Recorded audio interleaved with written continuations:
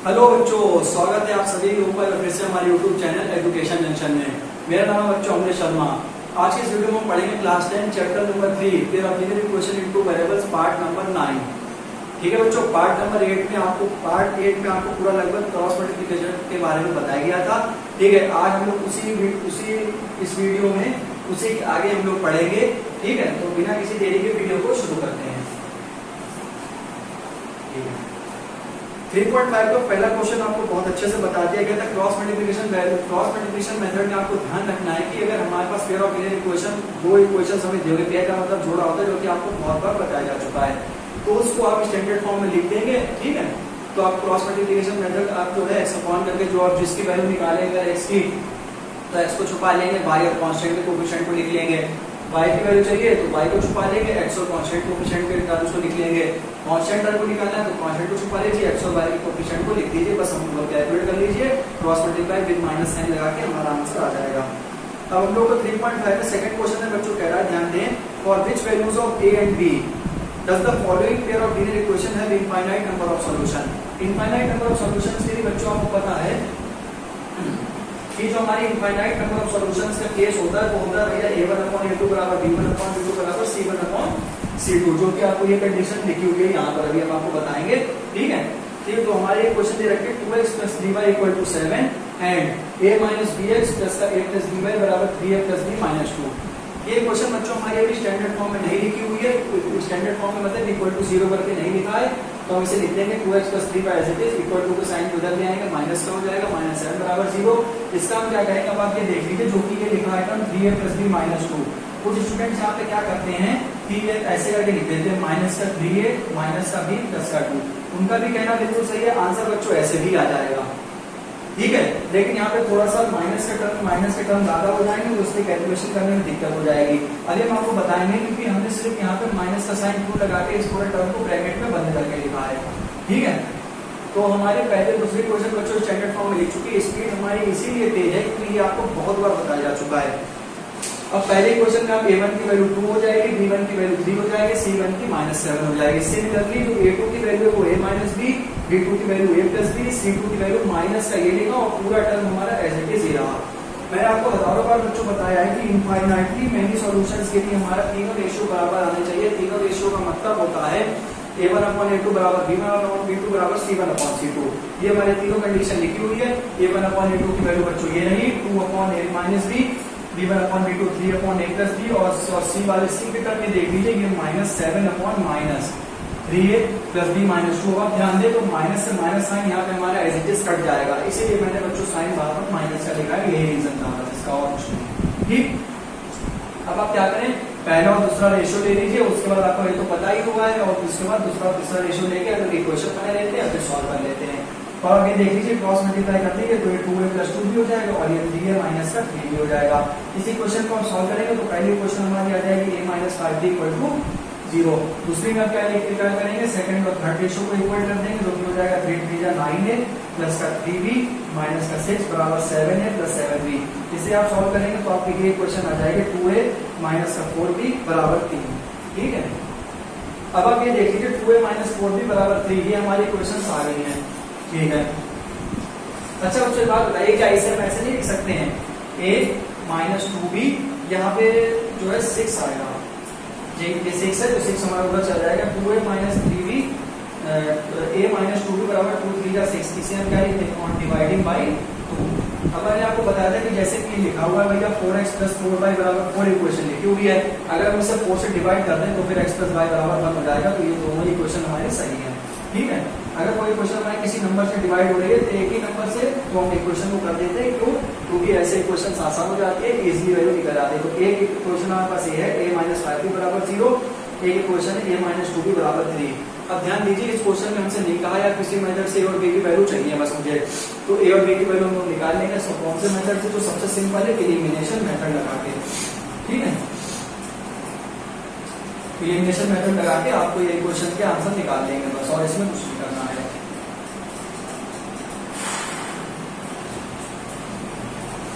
तो यहाँ पर जैसे मैंने लिखा हुआ है कि a - 5b बराबर 0, और यहाँ क्या लिखा हुआ है a - 2b बराबर 3। अब आप यहाँ पे ये देख लीजिए, मैंने आपको बताया था कि अगर कोएफिशिएंट्स इक्वल हैं तो हमें कुछ करने की जरूरत नहीं, ये भी प्लस का ये प्लस का, सीधे सीधे इनके साइन चेंज कर दीजिए, ये माइनस का ये प्लस का ये माइनस का, इक्वेशन को घटा दें, ए से कट जाएगा, -5 में से प्लस का 2 गया, माइनस का 3 बचेगा, और ये बच्चों 0 में से माइनस का 3 गया तो ये माइनस का 3 बचेगा, माइनस माइनस कट गया, 3 से 3 कट गया, बी की वैल्यू कितनी आ गई बच्चों 1 आ गई। अब बी की वैल्यू 1 आ गई है तो a - 2 के बराबर 3 वैल्यू मुझे दे रखी है, a - 2 गुणन 1 बराबर 3 हो जाएगा, a बराबर बच्चों क्या हो जाएगा 3 + 2, a बराबर बच्चों हमारा 5 आ जाएगा। तो हम लोग क्या लिखेंगे कि 10 b get the values of a बराबर 5 एंड b बराबर 1। तो ये बच्चों हमारा कंप्लीट आंसर हुआ इस वाले क्वेश्चन का। अब हम लोग इसका सेकंड पार्ट करेंगे।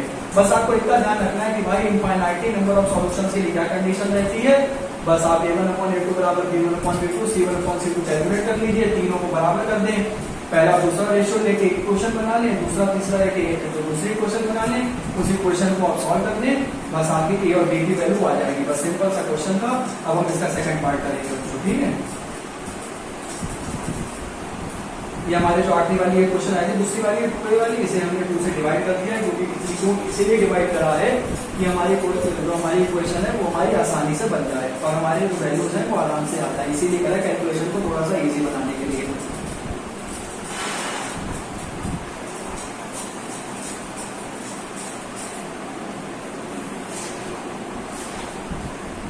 अब बच्चों बात करेंगे इसका सेकंड पार्ट में। सेकंड पार्ट में हमसे कह रहा है कि for which value of a till the following value of linear equation have no solution. हमसे a की वैल्यू पूछा है और कहा गया है कि नो सॉल्यूशन बताइए इसका। लीनियर इक्वेशन में नो सॉल्यूशन में k की वैल्यू कितनी होगी, k की वैल्यू जब हमें इस इक्वेशन में नो सॉल्यूशन मिलेगा।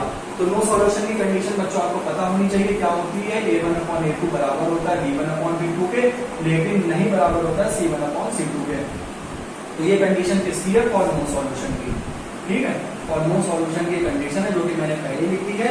अब बस हम इस इक्वेशन को सीधे लिख के स्टैंडर्ड फॉर्म बना के सॉल्व कर देंगे। जो कि हमारी इक्वेशन क्या दे रखी है, 3x + y बराबर 1 दे रखी है, एंड हमारे क्या दे रखा है 2a - 1x plus k - 1y बराबर 2k + 1।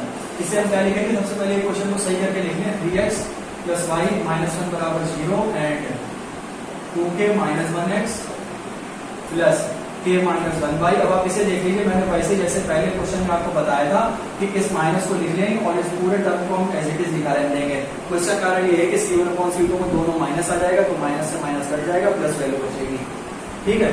पहले इक्वेशन को अभी से इक्वेशन 1 मान लीजिए, इसे इक्वेशन 2 मान लीजिए, लिखने का तरीका आपको सब बताया जा रहा है, तभी वीडियो में टाइम लग जाता है। बस ऑन कंपेयरिंग इक्वेशन 1 विद, इससे कंपेयर कर देंगे a1x से प्लस b1y से प्लस c1 बराबर 0, और हमारी दूसरी इक्वेशन को हम कंपेयर कर देंगे ऑन कंपेयरिंग इक्वेशन 2 विद कैसे a2x से प्लस का b2y से प्लस का c2 से बराबर 0, जहाँ पे हमारी a1 की वैल्यू 3 आ जाएगी, b1 की वैल्यू 1 आ जाएगी और c1 की वैल्यू मेरे भाई -1 आ जाएगी, जो कि सिमिलरली a2 की वैल्यू क्या हो जाएगी, 2k - 1 हो जाएगी, ठीक है। b2 की वैल्यू क्या हो जाएगी, k - 1 हो जाएगी, c2 की वैल्यू क्या हो जाएगी, -2k + 1 हो जाएगी। कंडीशन फॉर नो सॉल्यूशंस के लिए लिखा हुआ है, ठीक है। अब आप इसे बस सीधे से सॉल्व कर लीजिए, रेशियोज इक्वेट करके बस। तो ये हमारा क्या हो जाएगा, a1/a2 बराबर का क्या होता है 3/2k - 1, ठीक है। उसके बाद b1/b2 1/k - 1, c1/c2 -1/- 2k + 1। अब आप ये देख लीजिए, माइनस से माइनस साइन हमारा इजीली कैलकुलेट हो गया, मतलब नेगलेक्ट हो गया, कैंसिल हो गया। अब आप यहाँ पे फर्स्ट एंड सेकंड रेशियो करके देख लीजिए, taking first and second ratio, ठीक है, जो कि आपका क्या हो जाएगा 3/2k - 1 बराबर 1/k - 1, जो कि आपका क्या हो जाएगा 3k - 3 बराबर 2k - 1, तो 3k - 3 - 2k + 1 बराबर 0। तो ये बच्चों क्या हो गया, ये बच्चों k हो गया, ये -2 बराबर 0, तो ये k बराबर हमारे 2 वैल्यू आ गई है, ठीक है। अब आप यहाँ पे जो है k की वैल्यू हमारी 2 आ गई है। अब हम जब आप ये वाला रेशियो लेंगे, सेकंड एंड थर्ड रेशियो चाहे ले लीजिए, ठीक है। जब आप सेकंड रेशियो लेंगे तो आप ऐसा नहीं कि यहाँ नहीं पूरा छोड़ना है, करके बताना है, चाहे अभी वाला रेशियो ले लीजिए, ठीक है, चाहे ये दोनों रेशियो ले लीजिए, चाहे ये दोनों रेशियो ले लीजिए। हम मान लीजिए ये वाले दोनों रेशियो ले रहे हैं, जैसे 1/taking second and third ratio यहाँ पे लिख ले रहे हैं, ठीक है, taking second and third ratio 1/k - 1, जो कि बराबर नहीं है 1/2k + 1 के। तो आप ये देख लीजिए 2k + 1 is not equal to k - 1, तो 2k + 1 ठीक है नॉट इक्वल टू k - 1। अब आप ये देख लीजिए 2k में से k क्या k बचेगा और -1 इधर आ जाएगा, तो ये बच्चों हमारी वैल्यू हो जाएगी k is not equal to 2। तो आप लिखेंगे 10 k is equal to 2 and k is not equal to 2 gives no solution. अगर आप यहीं पे छोड़ देंगे तो आपके मार्क्स कटेंगे भाई जी, आप ध्यान रखें। इसीलिए बच्चों क्या करते हैं, बच्चे यहीं पर छोड़ देते हैं कि एक ही वैल्यू निकाल लो, तो कह रहे एक ही वैल्यू पूछी, अरे भाई तो दूसरा भी तो केस पूछा गया है नॉट इक्वल टू वाला, इसे आप कहाँ ले जाएंगे। तो आप इन दोनों को इक्वेशन सॉल्व करके आप निकाल लीजिए k is not equal to 2 आ जाएगा, ठीक है बस। और इसमें कुछ नहीं करना। ये थोड़े से स्पीड हमारी इसीलिए दे रहे क्योंकि आपको बहुत बार बताया जा चुका है। अब क्वेश्चन नंबर 3 वाला पार्ट करते हैं, ठीक है। उसके बाद आपको वर्ड प्रॉब्लम जैसे बताया गया था, वर्ड प्रॉब्लम के लिए आपका एक अलग से पार्ट की वीडियो बनाई जाएगी जो कि पार्ट नंबर 10 होगा, जिसमें 5 पार्ट हैं। जिसमें से क्या है कि एक तो फ्रैक्शन वाला क्वेश्चन तो आपको बता ही चुके हैं। फ्रैक्शन वाले क्वेश्चन में क्या करते थे, फिर ऐसे हमसे पूछा गया है कि आप न्यूमरेटर में 4 जोड़ दीजिए, डिनोमिनेटर में 8 जोड़ दीजिए, फ्रैक्शन हमारा 1/4 आ जाएगा। दूसरी कंडीशन में कहते हैं न्यूमरेटर में तो कुछ नहीं करना है, लेकिन डिनोमिनेटर में 4 जोड़ना है जो कि हमारा फ्रैक्शन है वो 1/3 हो जाएगा। बस ये दो क्वेश्चन एक 4 वाला भी आपको कराया जा चुका है। तो आप मान के चलिए आपके 3 सवाल इसमें बचे 3.5 में, उसके बाद एक एक्सरसाइज आपकी और बचेगी 3.6। ओवरऑल ये चैप्टर आपका कंप्लीट हो जाएगा, ठीक है। एक एक क्वेश्चन लगभग आपको बताया गया है, ठीक है। बहुत अच्छे से बताया गया है, ऐसा नहीं कि बहुत जल्दबाजी, बहुत आराम से आपको बताया गया। एक एक चीज आपको 2 बार 3 बार बताई गई उसी वीडियो में, तभी हमारी वीडियो जो थोड़ी सी बड़ी हो जाती है बस इसी चक्कर में, और थोड़ा सा टाइम बोर्ड मिटाने में लग जाता है बस, ठीक है। अब हम इसके अगर अगला पार्ट की बात करेंगे क्वेश्चन नंबर 3 वाले पार्ट की। 3 वाले पार्ट में आपका रिवीजन भी हो जाएगा एक तरह से, जो आप पुराना कंसेप्ट पढ़ चुके हैं वो भी अभी इसमें यूज हो जाएगा, ठीक है।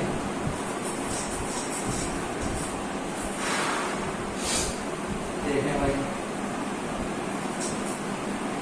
क्वेश्चन नंबर 3 हमसे कह क्या रहा है, solve the following group linear equation by the substitution and cross multiplication method, ठीक है। लीनियर इक्वेशन के 2 पेयर दे रखे हैं हमें, और हमें इनसे कहा है कि आप इसी सेम इक्वेशन को सब्स्टिट्यूशन मेथड से भी सॉल्व करके दिखाएं और इसी सेम इक्वेशन को क्रॉस मल्टीप्लिकेशन मेथड से भी सॉल्व करके दिखाएं। तो पहले हम इस इक्वेशन को सब्स्टिट्यूशन मेथड से करके दिखाऊंगा मैं, इसके बाद आपको मैं इसी क्वेश्चन को क्रॉस मल्टीप्लिकेशन मेथड से सॉल्व करके दिखाऊंगा। तो हम सबसे पहले ये लिख देंगे, इसमें आपको ये लिख के दिखाना पड़ेगा पहले कि सॉल्विंग इक्वेशन, मतलब पहले हम क्या करेंगे, सॉल्विंग दीज इक्वेशंस, जैसे टीचर को पता होना चाहिए आपने कौन सा मेथड लगाया, सॉल्विंग दीज, फर्स्ट सॉल्विंग ऐसे लिख दीजिए तो और बढ़िया रहेगा। First solving these equation by substitution method, substitution method. अच्छा थोड़ा सा लिखा है करने, असल में सब्स्टिट्यूशन मेथड होता क्या है। आपको बताया गया था कि x + y बराबर हमें 4 दे रखा है, तो x बराबर बच्चों हो जाएगा 4 - y, y की वैल्यू निकालेंगे तो 4 - x। क्या मतलब, कहने का मतलब ये है कि हमारे पास 2 इक्वेशन दे रखे थे, जिसमें से एक इक्वेशन में आप x की value in terms of y निकाल लीजिए या y की value in terms of x निकाल लीजिए, दूसरी वाली इक्वेशन में पुट कर दीजिए, y की वैल्यू आ जाएगी, और उसके बाद आप उसको पहली वाली इक्वेशन में पुट कर दीजिए, x की वैल्यू आ जाएगी। तो हमारे पास एक इक्वेशन जैसे दे रखी है कि 8x + 5y = 9, तो 8x बराबर मेरे भाई क्या हो जाएगा 9 - 5y, x बराबर क्या हो जाएगा 9 - 5y/8। तो ये हमारी मेरे भाई x की वैल्यू आ गई, ठीक है। अब हम लिख देंगे आपके कि put the value of put this value in equation second given, ठीक है। यहाँ पे हम रखते हैं इक्वेशन नंबर 2 पे, जो कि हम क्या लिखेंगे 3, फिर 9 - 5y/8 प्लस का 2y बराबर 4, 9 × 27 - 15y/8 प्लस का 2y बराबर 4। ये बच्चों 4 लिखा हुआ है, टाइप लिखने से,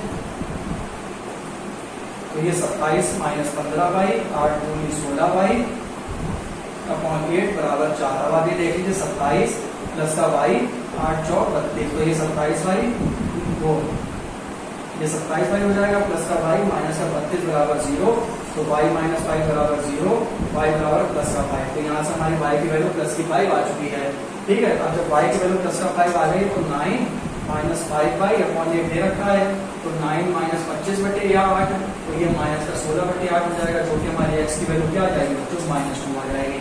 अब x की वैल्यू -2 आ गई, y की वैल्यू 5 आ गई है। अब मैं इसी क्वेश्चन को आपको कैसे दिखाऊंगा, बाय क्रॉस मल्टीप्लिकेशन मेथड से। ठीक है, जिसमें x की वैल्यू उसमें भी सेम आएगा आंसर, x की वैल्यू -2 आएगी, y की वैल्यू +5 आएगी। ठीक है, इसी क्वेश्चन को हम सॉल्व करते हैं बाय क्रॉस मल्टीप्लिकेशन मेथड से।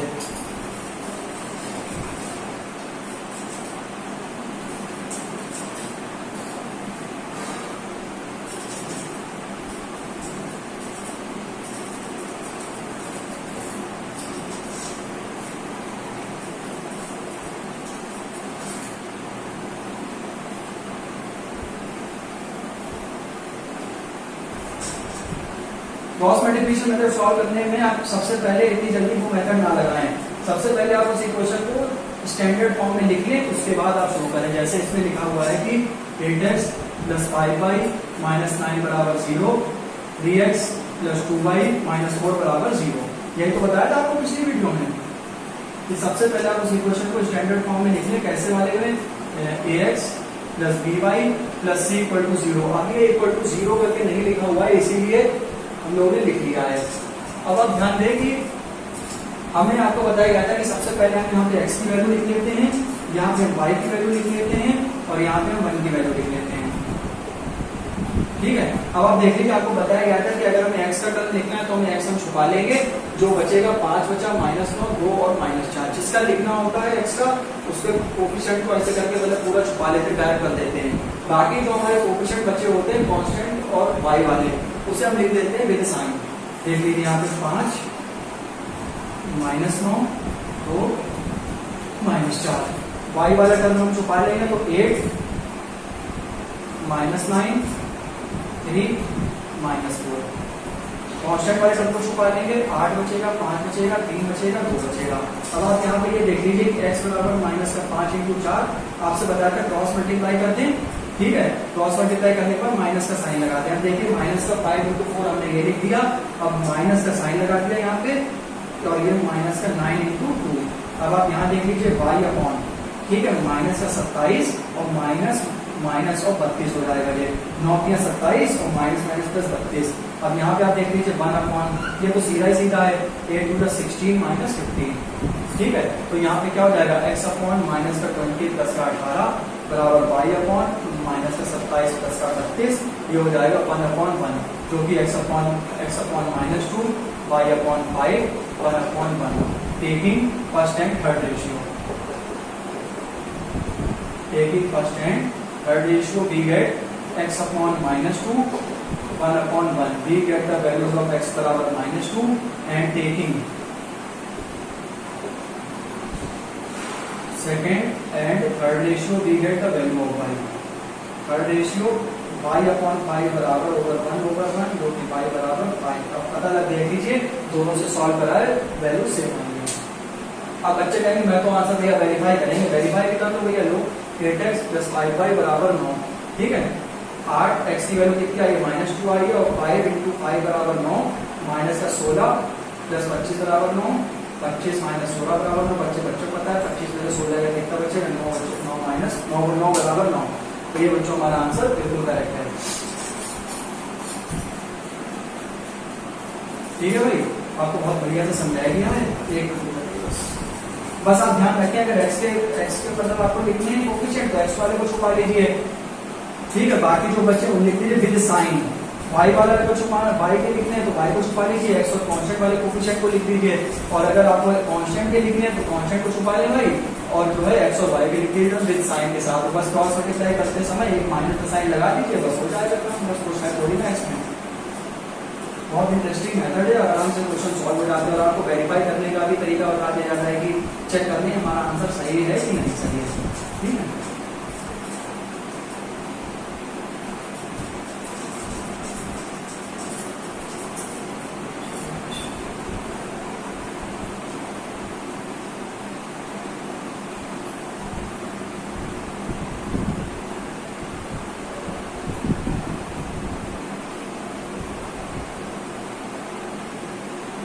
ठीक है बच्चों, ये आपको बता दिया गया इस वीडियो में। और जो आपके जो वाले क्वेश्चंस हैं, इसके बाद आप देख लीजिए आपकी बर्ड प्रॉब्लम है। जो कि आपको monthly hostel charges fix and remaining, fix charge वाले क्वेश्चन भी आपको बताए गए हैं। अब fraction becomes 1/3 when it is subtracted and numerator वाला भी बताया गया है, ठीक है। बाकी आपके 3 पार्ट बचे हुए हैं, इसे मैं बता देता हूँ बच्चों अगली वीडियो में, ठीक है।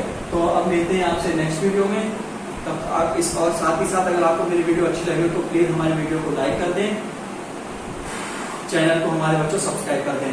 मिलते हैं नेक्स्ट वीडियो में, तब तक के लिए बाय बाय।